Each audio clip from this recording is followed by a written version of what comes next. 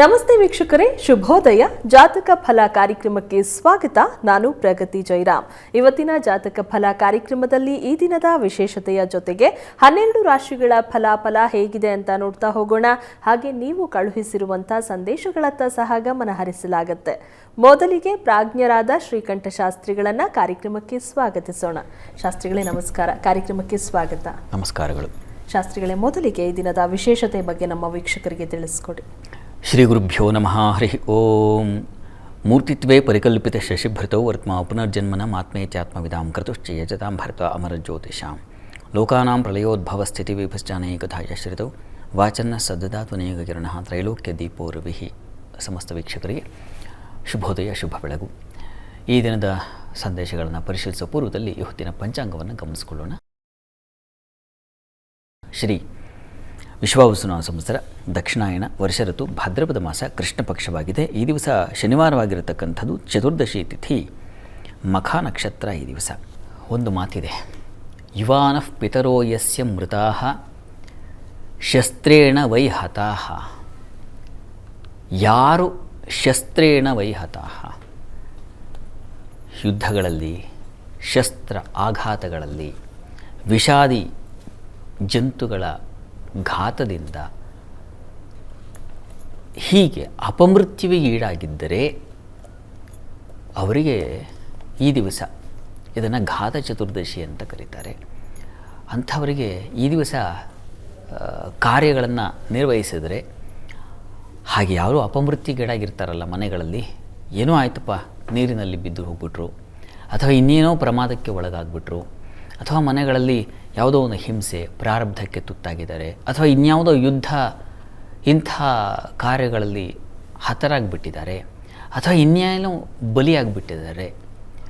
ಮೊನ್ನೆ ಆಯ್ತಲ್ಲ ಕಾಶ್ಮೀರಕ್ಕೆ ಹೋದಾಗ ಆಗಿರ್ತಕ್ಕಂಥ ಬಲಿಗಳು. ಹೀಗೆ ಅಪಮೃತ್ಯುವಿಗೆ ಈಡಾಗಿರ್ತಕ್ಕಂಥ ಮನೆಗಳಲ್ಲಿ ಯಾರಾದರೂ ಹೋಗಿದ್ದರೆ ಅವರಿಗೆ ಈ ದಿವಸ ನೀವೇನಾದರೂ ಕಾರ್ಯಗಳನ್ನು, ಅವರ ಕೃತಜ್ಞತಾಪೂರ್ವಕವಾಗಿ ಕಾರ್ಯಗಳನ್ನು ಸಲ್ಲಿಸಿದ್ದೆ ಆದರೆ ವೃದ್ಧಿಂ ಅಭೀಪ್ಸತ ಅಂತ ಹೇಳುತ್ತೆ. ಅಭೀಷ್ಟ ಸಿದ್ಧಿ, ಅವರು ಏನೇ ಮುಂದಿಗೆ ಅವರ ಗತಿ ಹೇಗಿದೆಯೋ ಸದ್ಗತಿ ಅಂತಕ್ಕಂಥದ್ದು ಸಿಗಬೇಕಲ್ಲ, ಅದು ಉಂಟಾಗಿ ಒಳ್ಳೆಯ ಜನ್ಮ ಪ್ರಾಪ್ತಿಯಾಗುತ್ತೆ ಅಂತಕ್ಕಂಥ ಒಂದು ನಂಬಿಕೆ ಇದೆ. ಹೀಗಾಗಿ ಈ ದಿವಸ ತಮ್ಮ ಮನೆಗಳಲ್ಲಿ ಏನಾದರೂ ಹಾಗೆ ಆಘಾತಕ್ಕೆ, ಇನ್ಯಾವುದೋ ಒಂದು ದುರ್ಮರಣಕ್ಕೆ ತುತ್ತಾಗಿದ್ದರೆ ಅಂಥವರನ್ನು ಸ್ಮರಿಸಿಕೊಂಡು ದಾನ ಮಾಡುವ ಇಂಥ ಕಾರ್ಯವನ್ನು ಈ ದಿವಸ ಮಾಡಬೇಕು ಅಂತಿದೆ. ಮತ್ತು ಮಖಾ ನಕ್ಷತ್ರವು ತುಂಬ ಉತ್ಕೃಷ್ಟವಾದ ನಕ್ಷತ್ರ, ಪಿತೃಗಳೇ ಅಧಿಪತಿ ಮಖಾ ನಕ್ಷತ್ರಕ್ಕೆ ಅಂತ. ಹೀಗಾಗಿ ಈ ದಿವಸ ತುಂಬ ಪ್ರಶಸ್ತವಾದ ಕಾಲ. ಶ್ರಾದ್ದಾದಿಗಳು ಇವುಗಳ ಪಿತೃಗಳನ್ನು ಸ್ಮರಣೆ ಮಾಡಲಿಕ್ಕೆ ತುಂಬ ಒಳ್ಳೆಯ ಕಾಲ ಆಗಿದೆ. ಹೀಗಾಗಿ ಈ ದಿವಸ ಮತ್ತು ನಾಳೆ ಇನ್ನೇನು ತಮ್ಗೆ ಗೊತ್ತೇ ಇದೆ, ಮಹಾಲಯ ಅಮಾವಾಸ್ಯೆ. ನಾಳೆ ನೀವೇನಾದರೂ ಇಷ್ಟು ದಿವಸ ಆಗಲಿಲ್ಲಪ್ಪ ಮಾಡಲಿಕ್ಕೆ, ಕಾರ್ಯ ಮಾಡಲಿಕ್ಕೆ ಆಗಲಿಲ್ಲ, ನೆನೆಸ್ಕೊಳ್ಳೋಕ್ಕಾಗಲಿಲ್ಲ ಹಿರಿಯರನ್ನ ಅಂದರೆ ನಾಳೆ ದಿವಸ ತಪ್ಪದೇ ಮಾಡಿ. ಎಷ್ಟು ದಿವಸ ನಾವು ಮೊದಲನೇ ದಿವಸದಿಂದ ಹೇಳ್ಕೊಂಡ್ಬಂದ್ವಲ್ಲ, ಪ್ರತಿಬದ್ಧನ ಲಾಭಾಯ ಇಂದ ಈ ಘಾತಚತುರದ ವೃದ್ಧಿಂ ಅಭೀಪ್ಸತ ಅನ್ನುವವರೆಗೆ ಯಾವ ಫಲಗಳು ಹೇಳಿಯೋ ಅದಿಷ್ಟು ಫಲ ನಾಳೆ ಒಂದೇ ದಿವಸ ಸಿಕ್ಬಿಡುತ್ತಂತೆ ನಾಳೆ ಮಾಡಿದ್ರೆ. ಹೀಗಾಗಿ ನಾಳೆ ತಪ್ಪದೆ, ಈ ಹೊತ್ತು ಮತ್ತು ನಾಳೆ 2 ದಿನಗಳು ಉಳಿದಿದೆ ಪಿತೃಗಳನ್ನು ಸ್ಮರಣೆ ಮಾಡಲಿಕ್ಕೆ. ಅದರಿಂದ ವಂಚಿತರಾಗಬೇಡ್ರಿ. ಆ ಸಮಯವನ್ನು ಕಳ್ಕೊಂಡಿದ್ದೀವಿ ಅಂತಂದರೆ ನಮ್ಮನ್ನೇ ನಾವು ಕಳ್ಕೊಂಡು ಹಾಗೆ. ಹೀಗಾಗಿ ತಪ್ಪದೆ ನಿಮ್ಮ ಹಿರಿಯರ ಸ್ಮರಣೆಯನ್ನು ಮಾಡಿಕೊಂಡು ನೀವು ಕೂಡ ಕೃತಾರ್ಥರಾಗಿ ನಿಮ್ಮ ಜನ್ಮವು ಸಾರ್ಥಕವಾಗುತ್ತೆ. ಸರಿ ಶಾಸ್ತ್ರಿಗಳ, ಈ ದಿನದ ವಿಶೇಷತೆ ಬಗ್ಗೆ ತಿಳಿಸ್ಕೊಟ್ರಿ. ಈಗ ಸಂದೇಶಗಳನ್ನು ನೋಡ್ತಾ ಹೋಗೋಣ. ಮೊದಲಿಗೆ ರಂಜನ್ ಅವರು ಬೆಂಗಳೂರಿಂದ ಸಂದೇಶವನ್ನು ಕಳಿಸಿದ್ದಾರೆ. ಅವರ ಹುಟ್ಟಿದ ದಿನಾಂಕ 5/1/2001, ಸಮಯ 12:45 ಮಧ್ಯಾಹ್ನ. ಅವರ ಪ್ರಶ್ನೆ, BBA ಆಗಿದೆ, ಸರ್ಕಾರಿ ಕೆಲಸ ಸಿಗುತ್ತಾ ತಿಳಿಸ್ಕೊಡಿ ಅಂತ ಕೇಳಿದ್ದಾರೆ ಶಾಸ್ತ್ರಿಗಳ. ರಂಜನ್ ಅವರ ಪ್ರಶ್ನೆ ಸರ್ಕಾರಿ ಕೆಲಸ ಸಿಗುತ್ತಾ ಅಂತ ಕೇಳಿದ್ದಾರೆ. ಜಾತಕ ನೋಡೋಣ. ನೋಡಿ, ನಿಮ್ಮ ಜಾತಕವನ್ನು ಗಮನಿಸಿದ್ರೆ ನಿಮ್ಮದು ಮೇಷಲಗ್ನ, ಲಗ್ನದಲ್ಲಿ ಚಂದ್ರ ಇರತಕ್ಕಂಥದ್ದು, ಕರ್ಮಾಧಿಪತಿ ಶನಶ್ಚರ, ಆತ ಧನಸ್ಥಾನದಲ್ಲಿರ್ತಕ್ಕಂಥದ್ದು ಒಳ್ಳೆಯ ಲಕ್ಷಣ. ಅಲ್ಲಿ ಶಾಸ್ತ್ರದಲ್ಲೂ ಒಂದು ಮಾತಿದೆ, ರಾಜ್ಯೇಶೇ ಧನಭಾವಸ್ಥೆ ಧನವಾನ್ ಗುಣಸಂಯುತ ಅಂತ ಒಂದು ಮಾತಿದೆ. ಹೀಗಾಗಿ ಹಣಕಾಸಿಗೆ ಕೊರತೆ ಆಗೋದಿಲ್ಲ. ಗುಣಸಂಯುತ ಅಂತಿದೆ, ಗುಣಕ್ಕೂ ಕೊರತೆ ಇಲ್ಲ. ಈ ರೀತಿಯಲ್ಲಿ ಗುರು ಬೇರೆ ಇರತಕ್ಕಂಥದ್ದು. ಹೀಗಾಗಿ ಯೋಚನೆ ಮಾಡಬೇಡಿ, ಹಣ ಬರ್ತದೆ. ಸರ್ಕಾರಿ ನೌಕರಿ ಸಿಗುತ್ತೆ ಅಂತಂದರೆ ಅಷ್ಟಕ್ಕೆ ಅವಕಾಶ ಕಡಿಮೆ ಇದೆ. ಸರ್ಕಾರಿ ನೌಕರಿಗೆ ಬಲ ಸ್ವಲ್ಪ ಕಡಿಮೆ. ಈಗ ಪ್ರಸ್ತುತ ಕಾಲ ನಡೀತಾ ಇರತಕ್ಕಂಥ ನಿಮಗೆ ಚಂದ್ರನ ಕಾಲ, ಚಂದ್ರ ದಶೆಯಲ್ಲಿ ತಮಗೀಗ ಶುಕ್ರನ ಭುಕ್ತಿ ನಡೀತಾ ಇದೆ. ಶುಕ್ರ ಲಾಭಸ್ಥಾನದಲ್ಲಿದ್ದಾನೆ, ಸಂಶಯ ಇಲ್ಲ. ನಿಮಗೆ ನೋಡಿ ಕೆಲಸ ಸಿಗುತ್ತೆ. ಸರ್ಕಾರಿ ಅನ್ನೋದಕ್ಕಿಂತ ಹೆಚ್ಚಾಗಿ ಬೇರೆ ಕೆಲಸ ಅದಲ್ಲೇ ತುಂಬ ಚೆನ್ನಾಗಿರ್ತೀರ, ಹೆಚ್ಚಿನ ಲಾಭ ಗಳಿಕೆಗೆ ಅವಕಾಶ ಇದೆ. ಶುಕ್ರ ಅಂತೂ ಧನಾಧಿಪತಿ ಲಾಭದಲ್ಲಿದ್ದರೆ ಧನ ಲಾಭವು ದಿನೇ ದಿನೇ ಅಂತ. ಹಣಕ್ಕೆ ಕೊರತೆ ಆಗಲ್ಲ, ಕೆಲಸಕ್ಕೂ ಕೊರತೆ ಆಗಲ್ಲ. ಯೋಚನೆ ಮಾಡಬೇಡಿ, ಚೆನ್ನಾಗಿದೆ ಜಾತಕ, ಒಳ್ಳೆಯದಾಗಲಿ. ಸರಿ ಶಾಸ್ತ್ರಿಗಳೇ, ನಮಿತಾ ದಂಪತಿ ಕೆರಗೋಡಿನಿಂದ ಸಂದೇಶವನ್ನು ಕಳಿಸಿದ್ದಾರೆ. ನಮಿತಾ ಅವರ ಹುಟ್ಟಿದ ದಿನಾಂಕ 12/9/1999, ಸಮಯ 7ರಿಂದ 7:15 ಸಂಜೆ. ಇನ್ನು ಅವರ ಪತಿ ಅವಿನಾಶ್ ಅವರ ಹುಟ್ಟಿದ ದಿನಾಂಕ 13/9/1990, ಸಮಯ 6 ಗಂಟೆ 10 ನಿಮಿಷ ಬೆಳಗ್ಗೆ. ಇದನ್ನು ನಮಿತಾ ಅವರ ತಾಯಿ ಸಂದೇಶವನ್ನು ಕಳಿಸಿರೋದು. ನಿಮ್ಮಿಂದ ಬಹಳ ಒಳ್ಳೆಯ ಪರಿಹಾರಗಳು ಸಿಕ್ಕಿವೆ. ನನ್ನ 2ನೇ ಮಗಳಿಗೆ ಮದುವೆಯೂ ಆಗಿದೆ. ಈಗ ನನ್ನ ಇನ್ನೊಬ್ಬ ಮಗಳ ಬಗ್ಗೆ ತಿಳಿಸ್ಕೊಡಿ, ಸಂತಾನದ ಬಗ್ಗೆ ತಿಳಿಸಿ ಅಂತ ಕೇಳಿದ್ದಾರೆ ಶಾಸ್ತ್ರಿಗಳು. ನಮಿತಾ ದಂಪತಿ ಪ್ರಶ್ನೆ ಕಳಿಸಿದ್ದಾರೆ. ಸಂತಾನದ ವಿಚಾರವಾಗಿ ನೋಡೋಣ, ಜಾತಕ ಪರಿಶೀಲಿಸೋಣ. ನೋಡಿ, ತಾವು ಜಾತಕ ಕಳಿಸಿದ್ದೀರಾ, ಇಬ್ಬರ ಜಾತಕ ಇದೆ. ನೋಡಿ, ಸಂತೋಷ. ಇಬ್ಬರ ಜಾತಕ ಇದ್ದಾಗ ಸ್ವಲ್ಪ ಸ್ಪಷ್ಟವಾಗಿ ನೋಡಬಹುದು.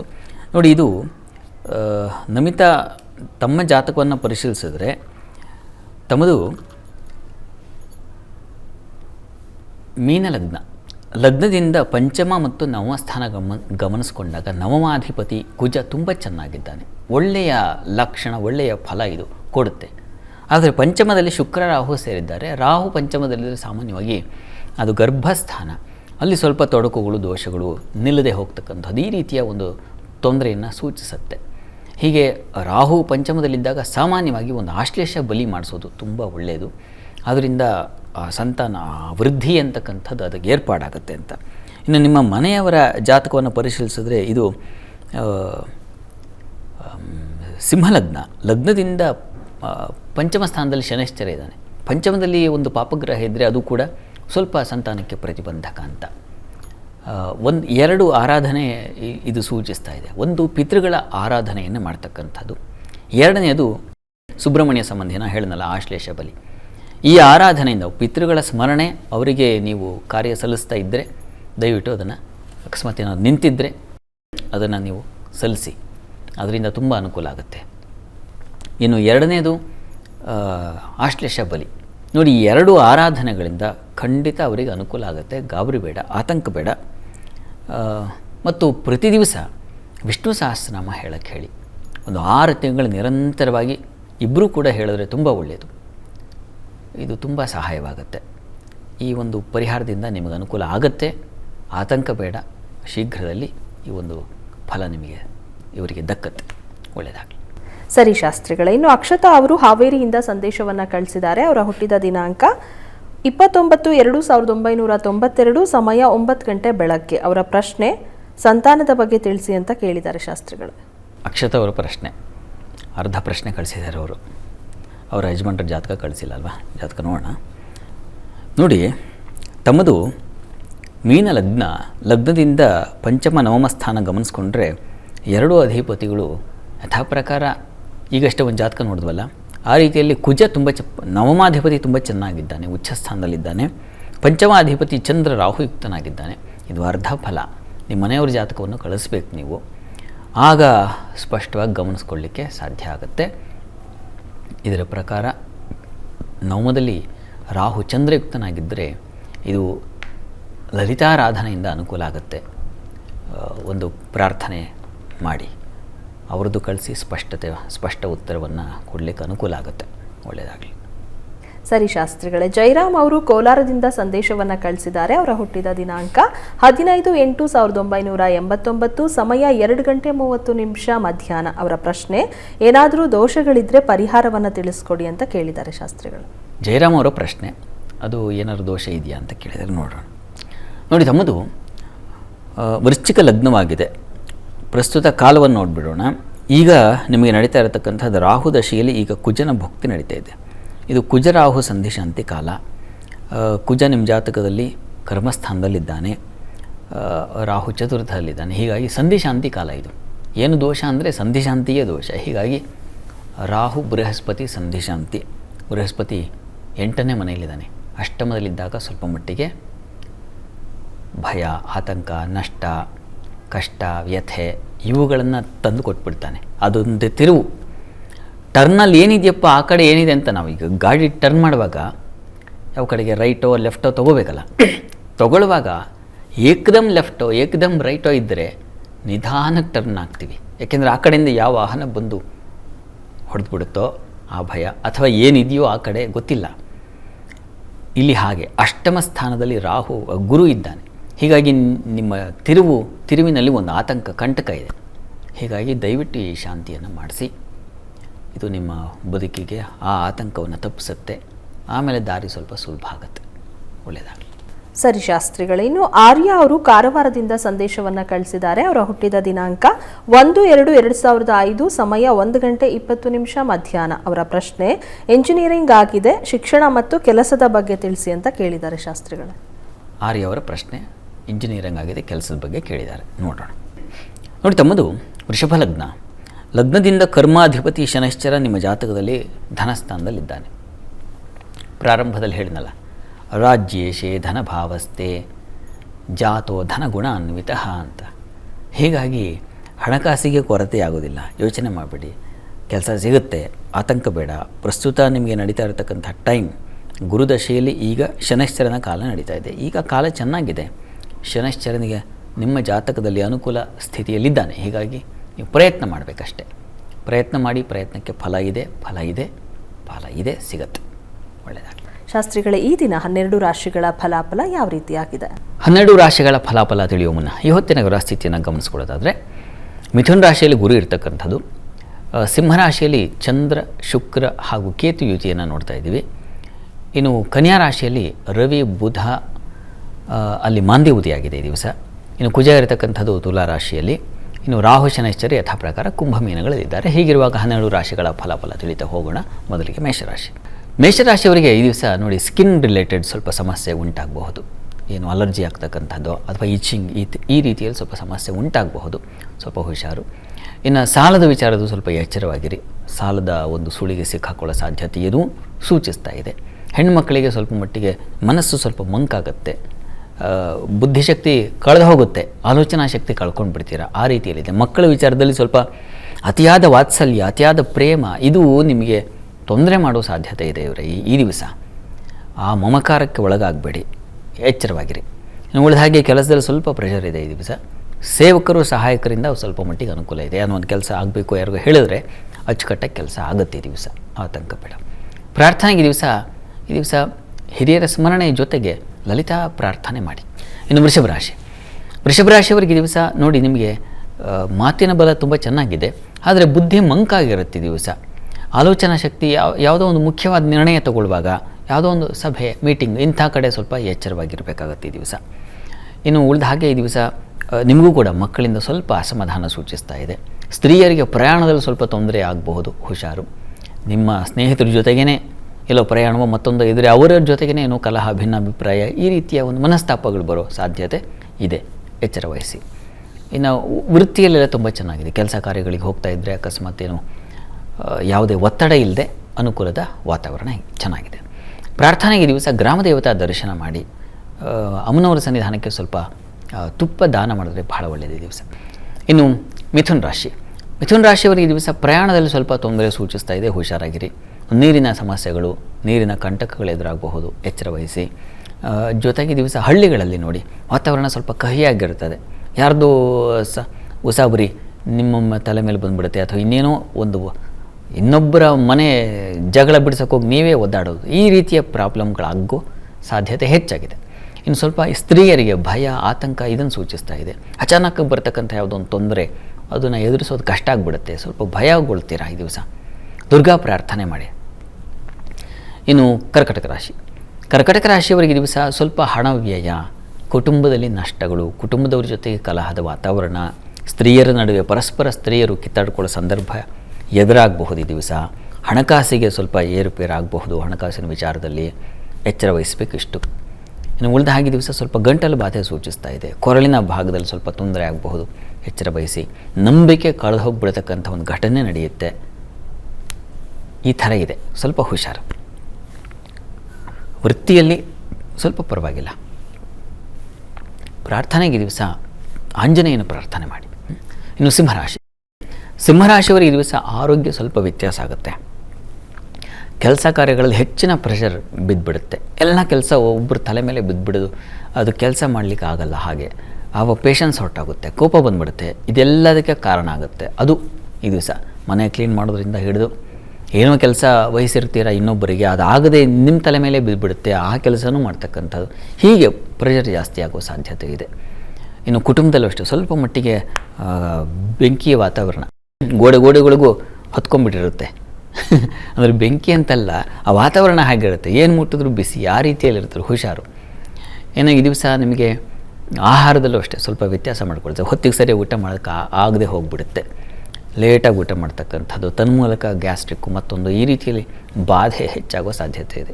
ಆಹಾರದ ಕಡೆ ಕಟ್ಟುನಿಟ್ಟಿನ ಕ್ರಮ ಇರಲಿ. ಅನ್ನಪೂರ್ಣೇಶ್ವರಿ ಪ್ರಾರ್ಥನೆ ಮಾಡಿ. ಮತ್ತು ಈ ದಿವಸ ಆದಿತ್ಯ ಹೃದಯವನ್ನು ಹೇಳ್ಕೊಳ್ಳಿ. ವೃತ್ತಿಯಲ್ಲಿ ಅದೇ ಹೇಳಿದ ಕೆಲಸ ಸ್ವಲ್ಪ ಪ್ರೆಷರ್ ಜಾಸ್ತಿ ಇರ್ತದೆ. ಈ ದಿವಸ ಆದಿತ್ಯ ಹೃದಯ ಹೇಳ್ಕೊಳ್ಳಿ, ಎಲ್ಲದಕ್ಕೂ ಅದು ನಿವಾರಣಾ ಶಕ್ತಿ. ಇನ್ನು ಕನ್ಯಾರಾಶಿ, ಕನ್ಯಾರಾಶಿಯವರಿಗೆ ಈ ದಿವಸ ನಿಮಗೆ ಸ್ವಲ್ಪ ಪೆಟ್ಟು ಬೀಳೋ ಸಾಧ್ಯತೆ, ದೇಹಕ್ಕೆ ಚರ್ಮಕ್ಕೆ ನಿಮಗೂ ಕೂಡ ಅಲರ್ಜಿ ಆಗೋ ಸಾಧ್ಯತೆ ಹೆಚ್ಚಾಗಿದೆ. ಹುಷಾರು. ಇನ್ನು ಕೆಲಸ ಕಾರ್ಯಗಳಲ್ಲಿ ತುಂಬ ಚೆನ್ನಾಗಿದೆ. ಯಾವುದೇ ಕೆಲಸ ನಿಮಗೆ ಕಷ್ಟ ಅನಿಸಲ್ಲ, ಆ ರೀತಿಯ ಸುಲಭವಾಗಿ ಕೆಲಸ ಸಾಧನೆ ಆಗುತ್ತೆ. ಈ ದಿವಸ ನಿಮಗೆ ಸ್ತ್ರೀಯರಿಗೆ ಸ್ವಲ್ಪ ಪ್ರೆಷರ್ ಜಾಸ್ತಿ ಇರ್ತದೆ. ಅಲದಾಟ, ಓಡಾಟ, ಮತ್ತೊಂದು ಏನೋ ಖರೀದಿ, ಮತ್ತೊಂದು ಹೀಗೆ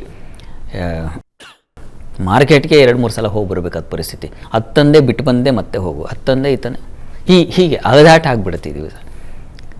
ನೀವು ಕೂಡ ಅಮ್ಮನವ್ರ ಪ್ರಾರ್ಥನೆ ಮಾಡಿ. ಇನ್ನು ತುಲಾರಾಶಿ, ತುಲಾರಾಶಿಯವರಿಗೆ ದಿವಸ ಸ್ತ್ರೀಯರಿಗೆ ಕೆಲಸ ಕಾರ್ಯಗಳಲ್ಲಿ ಸ್ವಲ್ಪ ಸಹಕಾರ ಸಿಗುತ್ತೆ. ಇನ್ನೊಬ್ಬರಿಂದ ಸಹಾಯ ಸಿಕ್ಕು ನೀವು ಸ್ವಲ್ಪ ನಿರಾಳರಾಗ್ತೀರ. ಆದರೆ ಸ್ವಲ್ಪ ಕಾಲಿಗೆ ಪೆಟ್ಟು ಬೀಳೋ ಸಾಧ್ಯತೆ ಇರ್ತದೆ.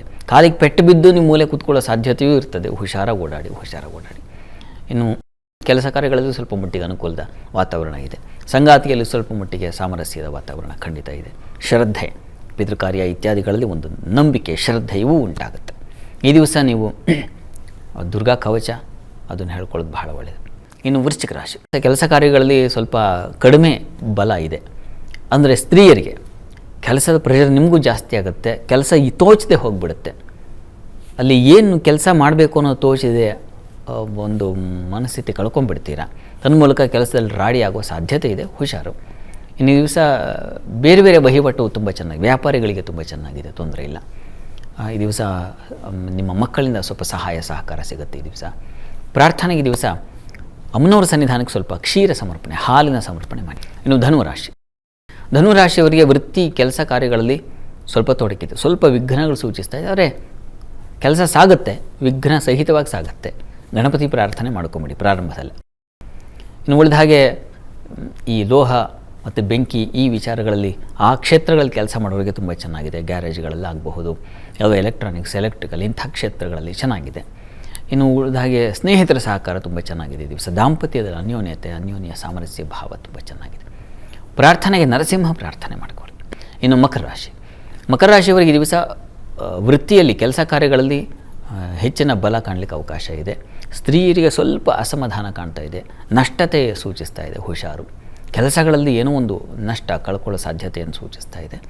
ಇನ್ನು ಈ ದಿವಸ ಸ್ವಲ್ಪ ಮಟ್ಟಿಗೆ ಮನಸ್ಸಿಗೂ ಬೇಸರ, ದುಃಖದ ವಾತಾವರಣ, ಯಾಕೋ ಅಷ್ಟು ಸಮಾಧಾನವಾಗಿಲ್ಲ ನಾನು ಅಂತ ಅನ್ನಿಸ್ತಾ ಇರುತ್ತೆ. ಅದಕ್ಕೆ ಕಾರಣ ಚಂದ್ರ ಶುಕ್ರ ಇಬ್ಬರು ಕೂಡ ಅಷ್ಟಮದಲ್ಲಿ ಇರ್ತಕ್ಕಂಥದ್ದು. ಇನ್ನು ತಂದೆ ಮಕ್ಕಳದು ಅಷ್ಟೇ ಸ್ವಲ್ಪ ಮನಸ್ತಾಪ, ಭಿನ್ನಾಭಿಪ್ರಾಯ. ಏನೋ ಕೆಲಸ ವಹಿಸಿದರೆ ಅದಾಗದೆ ಅವರಿಗೆ ಎದುರುತ್ತರ ಕೊಟ್ಟು ಈ ಥರದ್ದು ಏನೋ ಒಂದು ವಾತಾವರಣ ನಿರ್ಮಾಣ ಆಗಿಬಿಡುತ್ತೆ.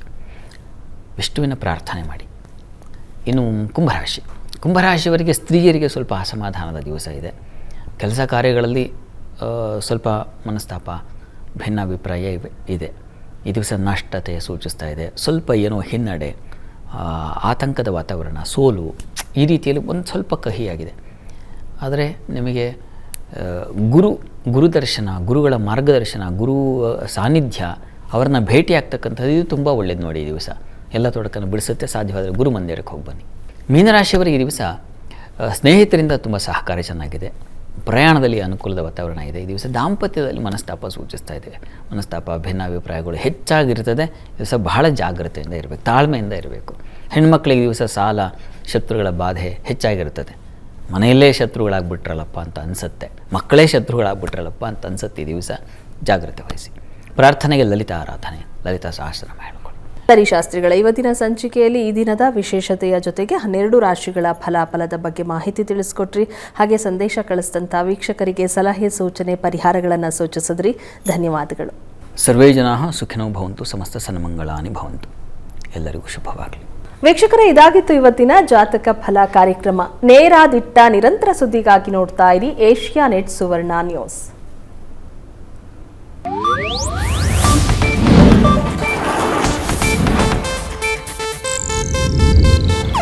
ಇದು ಏಷ್ಯಾನೆಟ್ ನ್ಯೂಸ್ ನೆಟ್ವರ್ಕ್ ಪ್ರಸ್ತುತಿ.